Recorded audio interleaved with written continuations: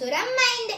மாயனை மன்னும் வடமதுரை மைதனை தூய பெருநீர் யமுனை துறைவனை ஆயர் குலத்தில் தோன்றும் அணிவிளக்கை தாயக்குடல் விளக்கஞ்செய்த தாமோதரனே தூயமாய் வந்து நான் நின்று தூவி தொழுது வாயினால் பாடி மனதினால் சிந்திக்க போய பிழையும் புகுதருவான் என்றவும் தீனில் தூசாகும் செப்போல் எம்பாவாய் பொருள். வியப்புக்குரிய செய்களை செய்பவனும் மருதாப்பூரில் அவதரித்தவனும் தூய்மையான நீரை கண்டு யமுனை நதிக்கரையில் விளையாடி மகிழ்ந்தவனும் ஆயர்குலத்தில் தோன்றும் அழகிய விளக்கு போன்றவனும் தேவகி தாயாரின் வயிற்றுக்கு பெருமை சேர்த்தவனும் நாங்கள் தூய்மையான மலர்களை கொண்டு பூஜிக்கும் பொழுது அவரது மனமான தியானம் செய்த அனைத்து பாவங்கள் தீநீர் விட்டு தூசி போல மறைந்துவிடும்.